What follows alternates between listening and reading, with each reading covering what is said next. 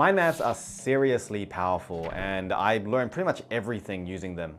But a lot of people struggle getting started with mind mapping. So if you've ever tried mind mapping and you found that it was overwhelming, or you're just staring at a blank page, not sure what to put down, or you're even insecure about trying it, then I'm going to tell you exactly why you feel that way and what you can do about it. Now, I travel around the world delivering workshops on how to learn more effectively, and mind mapping is a common technique that I'll teach. And the way that I teach it now is actually very different to how I taught it 10 years ago. 10 years ago, I would just say, here's how to mind map, go and do it. And then 5 minutes later, I'd look around and everyone has a blank page in front of them, confused, and they don't know where to start. And at first it confused me because I'm literally giving step-by-step instructions on how to do the technique. Like, why can't you just do it? But then over the years, I realized that there are two very common and powerful mental barriers that people form over their academic lives that seriously hold them back. And it's not just for mind mapping. These mental barriers, which are basically habits that we form, will hold you back for pretty much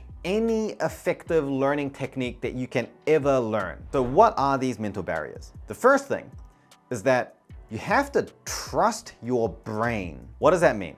Okay, imagine you're sitting there in a lecture. Most people, if they're awake, will just be listening, sitting there and writing or typing down their notes constantly. Just listening and writing it down straight away like a human photocopier. And if that's you, then you're really gonna struggle to learn more efficiently. And I'll explain why in a sec, but first, here's a question for you. If you write notes constantly while you are consuming new information, why do you do that? Why don't you just listen to it first, piece it all together, think about it, synthesize it, and then output it in a nicely formatted, organized set of notes? The answer is that number one, you probably don't know how, and that seems really overwhelming. And number two, you don't trust your brain to be able to do that in the first place. After all, you've never been able to do that before, and you might think that your memory is like a sieve, so there's no reason to believe that your brain could hold on to all of that information, put it all together nicely, and then write a set of notes right at the end. But this is a self-fulfilling prophecy, and it's not a good prophecy. The prophecy says you're gonna struggle to learn forever. Because I want you to think about how learning actually works. Let's say I'm learning from this book.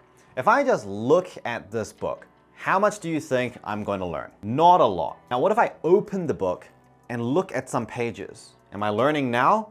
Yeah, probably not yet. But what if I now read the words that are on the page? Am I learning now? Yeah, a little bit more than before. Okay, what if I now read the words, think about them, ask myself some questions, and then go back to try to answer those questions, flicking back and forth within the book to answer that, and then write down my notes that summarize my thoughts. So obviously that last one will probably result in the most amount of learning. And the key difference between those examples I just gave you is how much your brain is involved in that process. So when we think about us reading something, that information coming into our brain, then us writing some notes about it, learning is the part that happens in the middle, in the gap between where information goes in and then comes out again. In fact, research tells us that writing notes immediately after listening or reading to something, like at the same time, makes us worse at learning. And that's because this space in between information coming in and going out gets so small that there's no opportunity for your brain to do any thinking in the first place. So if you want information to come into your brain and stay in your brain, then you have to actually let your brain in on the action. You need to give it the time and the opportunity to think and pull it apart and ask questions and connect it all together again. Because your job as a learner isn't just to take information and document it for later. Your job as a learner is to take in information so that your brain can process it. And honestly, if all you're doing is reading something or listening to something, writing some notes, and then later going to reread and then rewrite those notes, you are not letting your brain in on that process at any point. Unfortunately, if you, like most people, spent 10 years just writing notes endlessly as your main form of studying, and then someone, like me, tells you to stop doing that and try mind mapping instead, that's gonna feel uncomfortable. It's different, it's new, it's unknown, it can make you feel anxious and insecure. What if it doesn't work? What if you start with the wrong fact or concept? What if you forget and you write down the wrong thing? Or what if you put down the wrong relationship or connection? What if the world explodes? You know, all sorts of terrible things can start happening if you mind map. And if that's you, and especially if you've been following my content for a while and you want to give mind mapping a go, but you just feel like you don't know how to start, then I want you to understand two things. Number one, anything new is uncomfortable. You either live with the discomfort of learning something new, or you live with the discomfort of never learning and growing. And number two, it's actually not hard at all if you take it one step at a time. So here's a couple of strategies that have worked really well for my students in the past to help them unlock their first proper, effective mind map. First thing I call delayed note-taking. The concept to this is simple. Because learning happens inside the brain, and if we are just writing notes immediately as soon as that information comes in, we're effectively bypassing the brain. With delayed note-taking, we're just gonna increase this space. We're gonna increase that gap and give our brain more of an opportunity to jump in on the process. How do we do that? By literally just waiting and taking in more information before we write our notes. For example, let's say you normally write notes constantly and straight away. Then you'll be writing notes on a word for word basis. As soon as someone says a word, you write that word down. And it would look something like this. So here, the lecturer will just be talking to you, or you're watching a video, or you're just reading a textbook, and you are just constantly writing the notes. Basically, no gap between the information coming in and the information going out.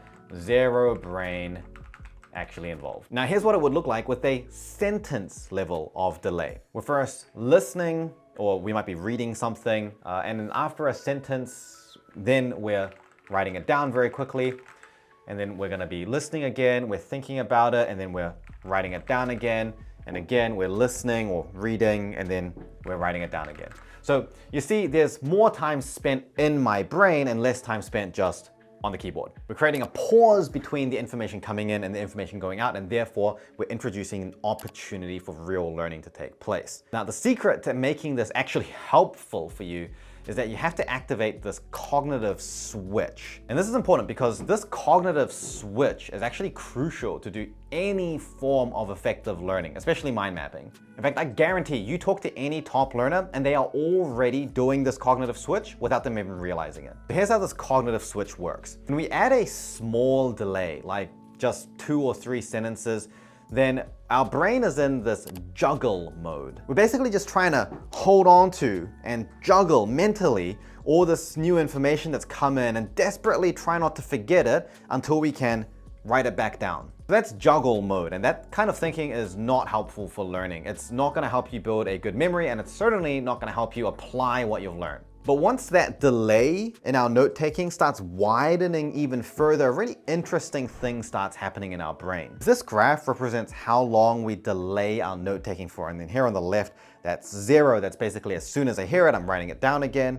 And then here on the right, let's say this is a 10-minute delay, which means that after I hear something new for the first time, I'm actually holding on to that for 10 minutes and continually consuming 10 minutes worth of information before I'm writing it down. And have a look at what happens to our mental effort and memory on the y-axis. So at first, our effort involved in doing this is basically 0. It's easy to do. And our memory on this is almost 0 as well. So this is extremely easy, but also extremely useless. Now, once we start delaying our note-taking for a little longer, like a few sentences, what we'll find is that the amount of mental effort goes up a lot. We're in juggle mode. We're trying to hold on to all of this new information before we can write it down again. But remember, I said juggle mode is not an efficient way for your brain to encode new information. So even though the effort goes up rather rapidly, our memory doesn't really go up by much at all. Now here's where it gets interesting, because after we introduce a delay of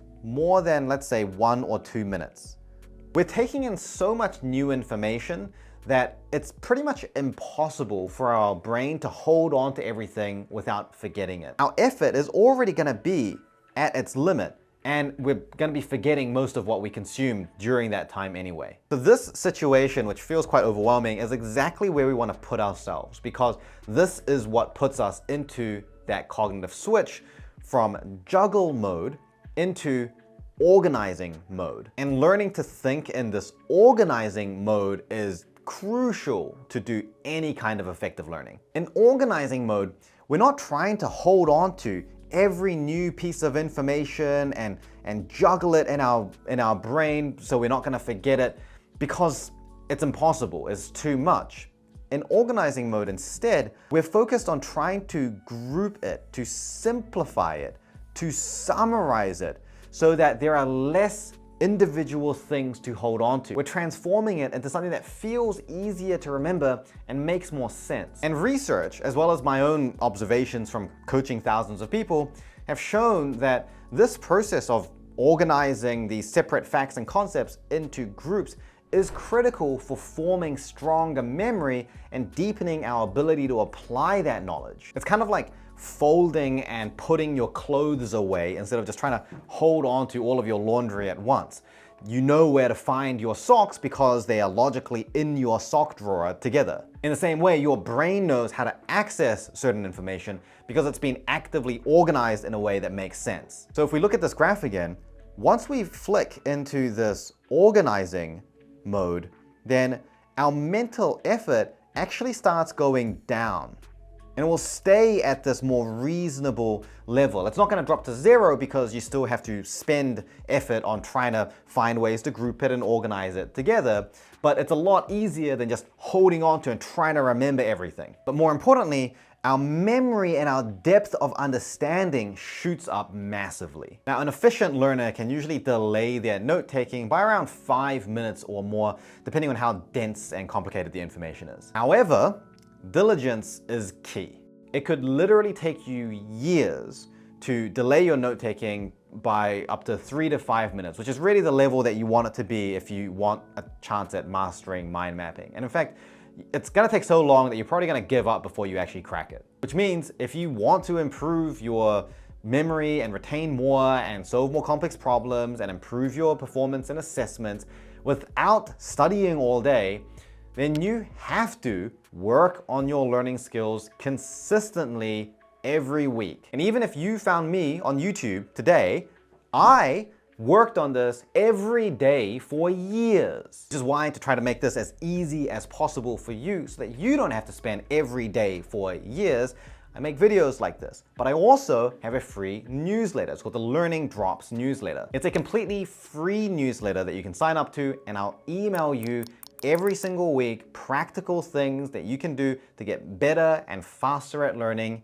every single week. The emails only take 3 to 6 minutes to read, but they aim to save you hours per week in study time while improving your academic performance and without spending years to figure it out like I did. I'll leave a link in the description if you want to join. Now, if you give delayed note-taking a go, you're going to run into another problem, which is that you don't have enough time to write your notes. Because if you're just listening and sitting there, like listening or reading something for 5 or 10 minutes, and then you are writing your notes, then you need to write those notes very, very quickly. Otherwise, you're gonna miss the next 5 minutes worth of stuff. Or if you're reading and it's a self-study session, this study session is gonna take you hours. But if this happens to you, then that's probably because of another bad habit that you have. And this is the second major mental barrier, which is the belief that writing more notes is better. Because for a lot of people, there's a sense of security with writing lots of detailed, comprehensive notes. Research actually shows that having longer, wordier notes tends to reduce your academic performance. And the reason is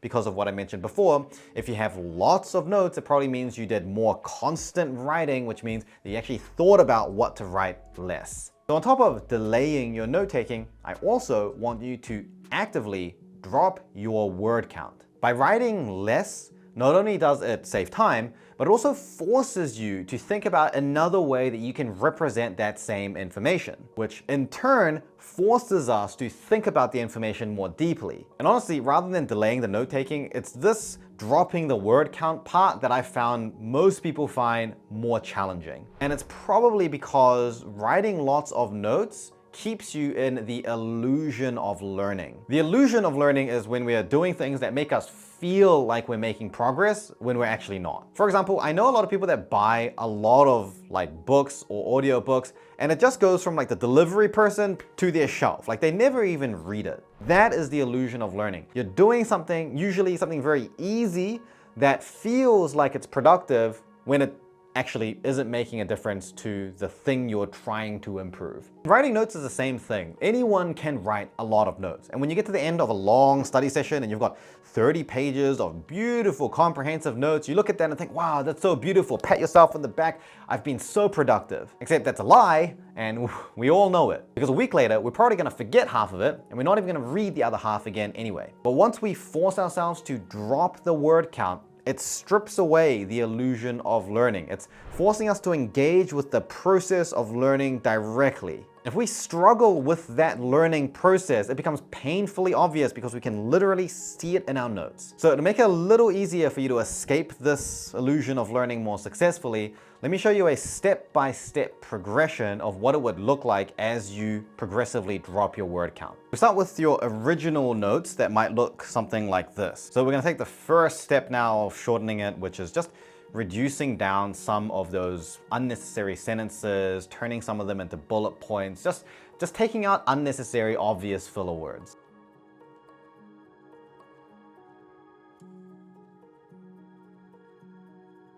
Alrighty, and this is the simplified word drop version. Straight away, just comparing it back and forth, there's literally no useful information that was stripped away between the two versions here. So that's the first step of dropping the word count. So now what we're gonna do is take the next step where we're not necessarily taking away more words, but we're now seeing how we can start using spatial arrangement, some lines, some basic arrows and connections to just express some of these obvious relationships and ideas without having to physically write it out.